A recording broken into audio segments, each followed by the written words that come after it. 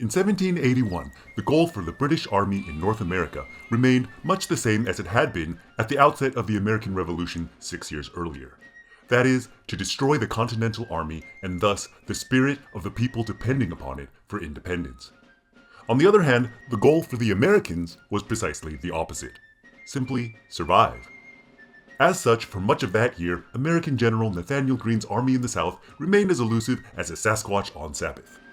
Meanwhile, British resolve was indeed waning, and in the north, General George Washington and his French counterpart and ally, the Comte de Rochambeau, began to sense that an opportunity for decisive action might soon arise. By the end of October, the war for American independence would be all over but the shouting. How did it happen? Stay tuned, it's the Siege of Yorktown on this episode of Bigfoot's Great American History Show.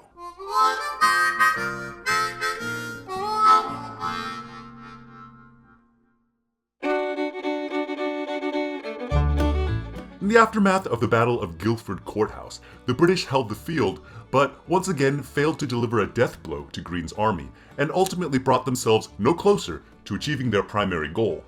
British General Charles Cornwallis, in fact, was so disillusioned with the campaign that he rid himself of the Carolinas entirely and moved north, where, after a series of rather confusing instructions from his superior, General Henry Clinton, he eventually established a base in Yorktown, Virginia. With Cornwallis no longer in his way, Greene promptly re-established American superiority in the Carolinas. From April 19th to April 21st, American partisans led by Francis Marion and Continentals led by Lieutenant Colonel Henry Lee sieged and captured Fort Watson in South Carolina.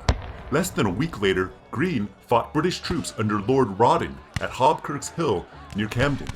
As at Guilford Courthouse, Greene retreated from the battlefield. Yet, once again it was the British who ultimately withdrew from the area, this time back to Charleston. The next month, Greene lay siege to the British force at 96. He lifted the siege on June 19th, following a failed assault and upon the approach of Lord Rawdon and reinforcements from Charleston.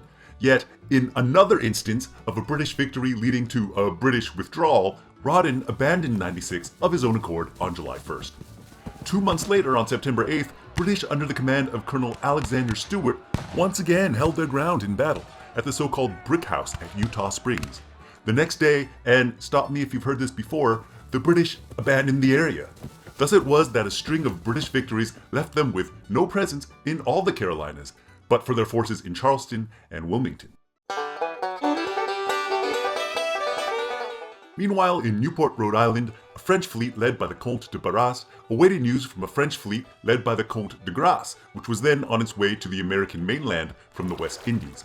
By August, however, Admiral Grasse's destination remained unknown, both to the French and to the American Commander-in-Chief, George Washington.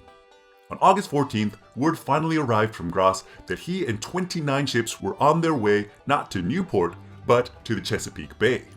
Washington had always been one to recognize an opportunity when it presented itself, and he immediately planned with Rochambeau to bring their joint forces to Yorktown. By then, Washington had proven himself to be a master of organizing large-scale movements. Just as he had escaped the British in the dead of night after the Battle of Long Island, and just as he had crossed the Delaware in the dead of night and stunned the Hessians at Trenton, he now organized a daring and decisive maneuver southward from his headquarters in Phillipsburg, New York.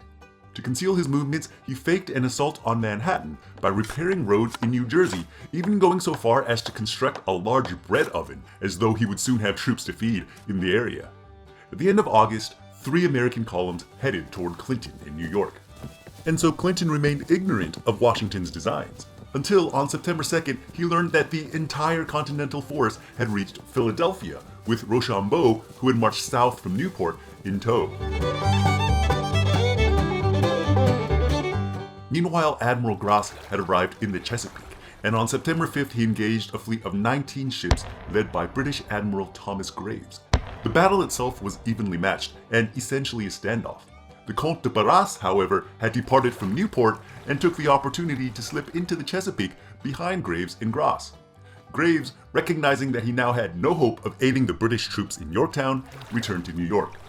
3 weeks later, on September 28th, Washington and Rochambeau's combined force of 16,000 men marched from neighboring Williamsburg to surround Yorktown. Cornwallis was good and trapped. Still, for a time, Cornwallis held out on the promise of reinforcements from New York. Alas, Clinton delayed sending troops until it was too late. By mid-October, Cornwallis seems to have recognized the hopelessness of his situation. Following successful French and American assaults on British redoubts number 9 and number 10, respectively, Allied sappers completed work on a second parallel, only 300 yards from the main British line. On October 16th, Cornwallis ferried troops across the York River in a last-ditch attempt to break out and make a mad dash for New York. A storm interrupted the attempt. The next day, October 17th, Cornwallis sent Washington a proposal for surrender. 2 days later, the two sides agreed to terms. The surrender at Yorktown would mark the end of the last major land engagement of the entire war. The consequences of Cornwallis' surrender were swift and sure. Back in Britain, no one save the king seemed to have any further appetite for war. In late March of the next year, 1782, Prime Minister Frederick resigned, following a motion of no confidence by the House of Commons. That spring, Congress appointed a committee including Benjamin Franklin, John Adams, and John Jay to negotiate peace for the Americans. Incidentally, it also instructed the commissioners to follow any advice given to them by the French. Sensing that French interests weren't entirely in line with America's, the American committee proceeded to ignore these instructions and negotiate with the British alone. By November 1782, preliminary articles of peace were signed by both the Americans and the British. By all estimations, it was a generous deal for the Americans, securing important fishing rights off Newfoundland and extending their western boundary all the way to the Mississippi River. And of course, most importantly, Britain acknowledged the United States of America as free, sovereign, and independent states. The final agreement, the Treaty of Paris, was signed on September 3, 1783, whereupon 8 years of bloody conflict finally came to an end. We hope you enjoyed this video and the first season of Bigfoot's Great American History Show. If you did, be sure to like down below and tap that Bigfoot face in the sky to subscribe to our channel. Until next season, this is Bigfoot saying so long and save me a seat at your next campfire.